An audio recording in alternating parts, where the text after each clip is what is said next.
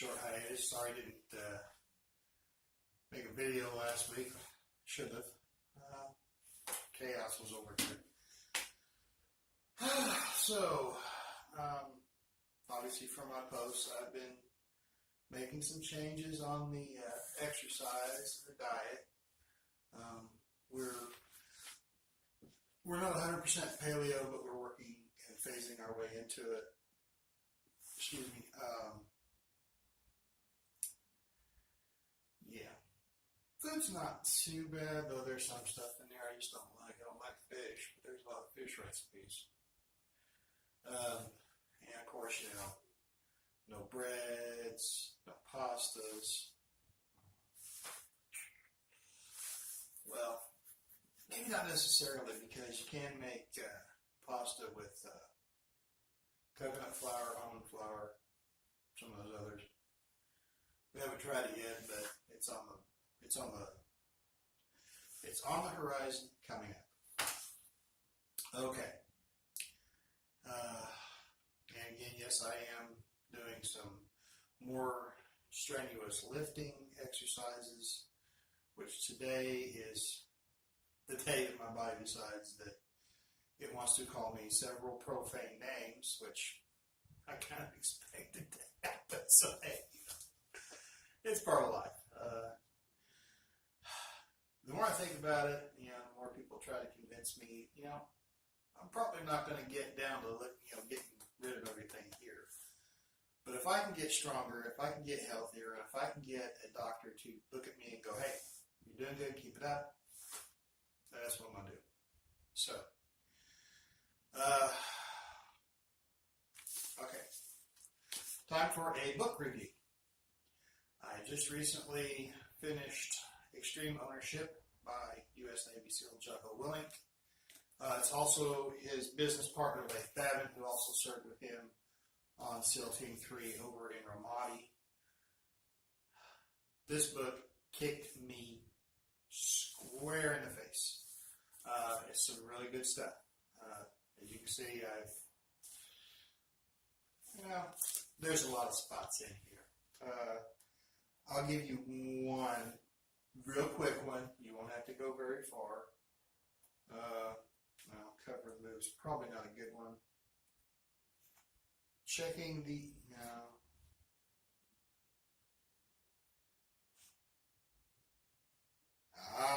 here we go. No bad teams, only bad leaders. That's a good one. I think I forgot to put a little tab here, though. Or maybe not. No, here it is. And this is just, so, I'm not going to tell you the stories. You have to read the book to get the stories. The stories are phenomenal.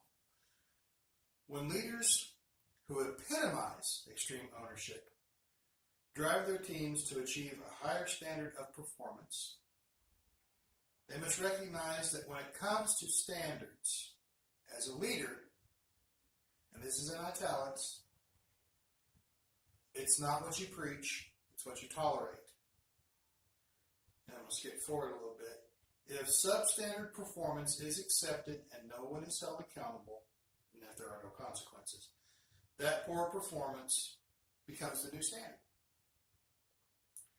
The leader must pull the different elements within the team together to support one another, with all focused exclusively on how to best accomplish the mission. Now this can apply to business and life, because as men, I don't want to ruffle some feathers here when I say this, but as men, that's our job. We are the guys who are supposed to be up front, leading the way for our families, and setting the example. It's fine if you're a stay-at-home dad and your wife is the breadwinner. You still have responsibilities as the man of the house. In my instance, we're a single income family, technically.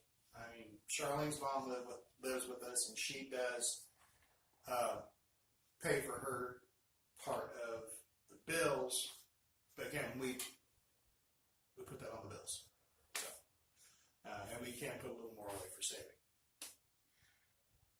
being said, I take it on myself to get up every morning, go to my job, sick or not, hurt or not, in pain or not, and I go to work and I do my job. Because, the mission is to take care of that house. This garage too, but this garage just comes with the house.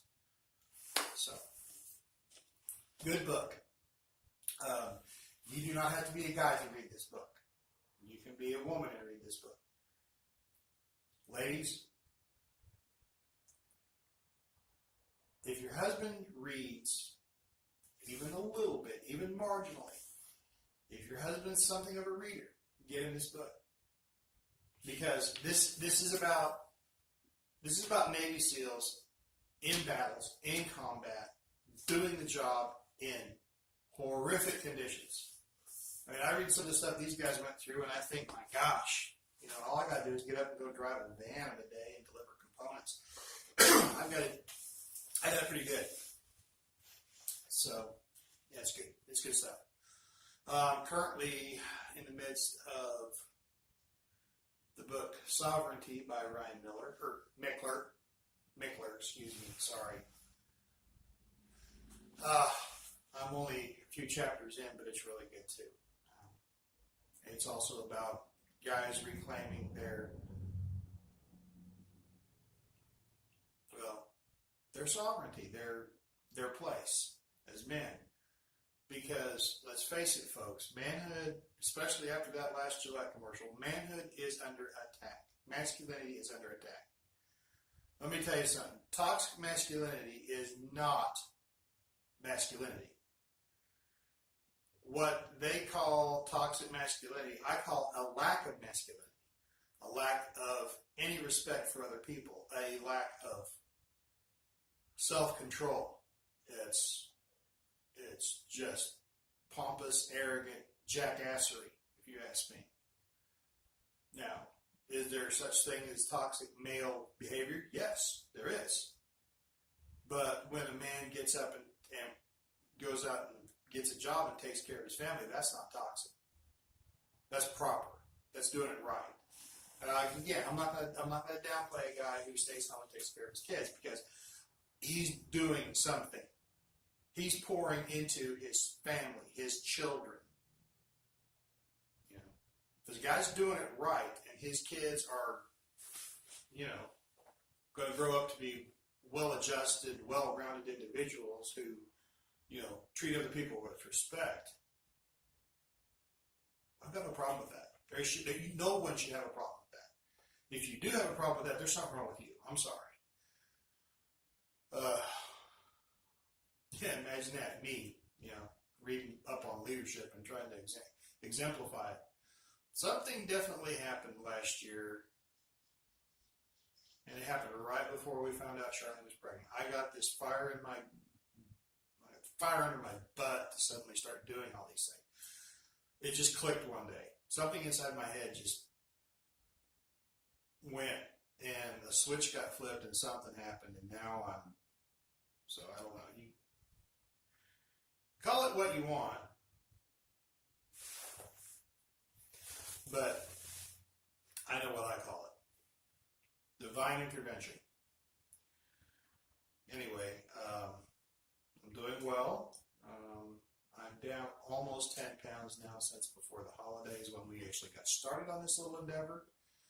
10 pounds probably isn't really much to some, but to me it means a lot, because it means I'm heading in the right direction.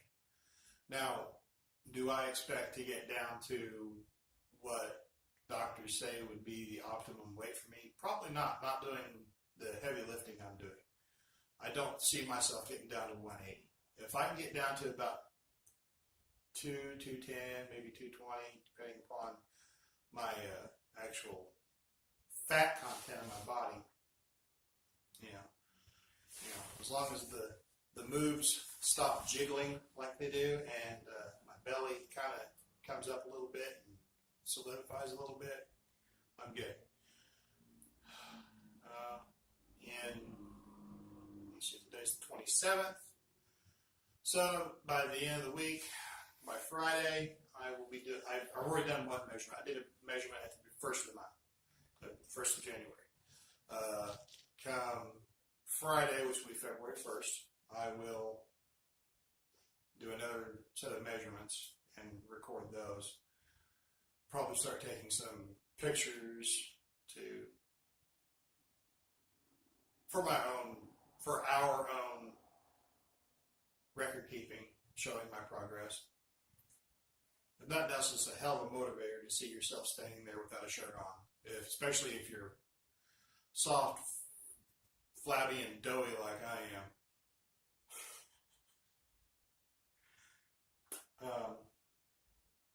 One other thing. Starting Saturday, February 2nd, I am going to I'm making the attempt to get a group of guys together. I'm going to plan an event on Facebook, and I will be checking off men's names on my friends list and trying to get some of them to show. It's even biblical that men should not run on their own. Men need guys with them. I mean, just for those of you who are not religious, bear with me for a moment. If Adam had had a couple of really good buddies standing there next to him in the Garden of Eden, you have to wonder, would he have made the same mistake? Would he have made the same poor choice? And, you can say all you want about, well, Eve did this, Eve did that. Well, Adam was standing right there next to her. At any point, he could have said, hey, honey, let's not do that. Let's make a better choice. Let's put that down. I'm just saying, if he had a couple of good buddies next to him, would he have made the same choice? We don't know. I don't know. Maybe, maybe not. I know that there have been some choices I've made in my life that if I'd had, 2 or 3 good friends around me standing there at the same time that kind of just put their hand on my shoulder and said, hey, Rick, let's think this through for about 2 minutes. Take 2 minutes, think it over again, and then if you still want to do that, okay. If I had some guys like that, I don't know where I'd be today. I might be in worse shape. I might be in better shape. Who knows? I can't divine that. I'm where I am, and that's how it is. But I know that in the past, and I've said this before, and I will keep saying it, when I made the most growth as myself, in doing what I do as a Christian, if I had a group of guys that I met with on a consistent basis that I knew I had to hold myself accountable to. And I want that. I need that. I've said it before in videos, and I'm going to keep saying it. I need it. And I'm pulling the trigger, so to speak. I am making the move. I am going to make an event, and I'm going to invite guys to it. It's not going to be anything grandiose or anything. It's just guys getting together on a Saturday morning, coffee, breakfast if you want it, conversation for an hour. Guys getting together for an hour, and maybe do it once every couple of weeks, and just talking about things. Or maybe if somebody's like, hey, I just read this, anybody wants to read it, they can read it, Or, hey, I was doing my Bible study, and this stuck out to me. We discuss it. Men talking to other men about stuff that impacts men. I need it. I know I'm not the only guy who needs it. So, Anyway, this Saturday, February 2nd, about 7:30 in the morning. I don't want to get anybody up too early, even though I get up. I'm thinking probably Beckett's Cafe, or, yeah, start there. Beckett's Cafe, Saturday morning, 7 o'clock. Guys, if you're watching this, and you want to be there, and if you can be there, fine, be there. If not, I'm not going to get mad. I'm not going to take it personal. If you need more advanced notice to plan it, no big deal. I'll sit there, I'll have some coffee and some eggs or something by myself, and I'll read a book. I don't know. But if you're a guy and you want to get in on this, you're welcome. For those of you who don't know, Beckett's Cafe, because some of you might not, is located at 7th and St. Louis. Personally, I've never been there. I don't know how the food is, but I'm going to find out. I'm going to find out this Saturday. I think it was an old Granny Shakers at one point, but show up. If you've got something you've read in the past that you think is really powerful and good for a guy to read, bring it. If not, don't. Show up, sit down, have a cup of coffee, and open your mouth and speak. That's it. That's where we're going to start.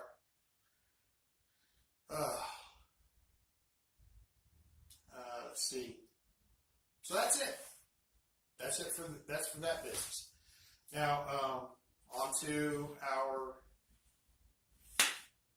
baby situation. They're putting Charlene at about the halfway point. Maybe, plus or minus a week or two. So, in a couple weeks, we find out whether it's going to be Bambino or Bambina. We don't know. I'm hoping for Bambino. I'd like to have a son at some point before I... Anyway, judging by the time, I'm probably running over. So I'm going to go ahead and wrap this up, sign off, and let y'all get back to your day. I hope everyone had a great weekend. I hope everyone's doing well. I hope everybody takes care of themselves, love each other, and most of all, just take care of yourselves, really. Have a good one. I'm signing off.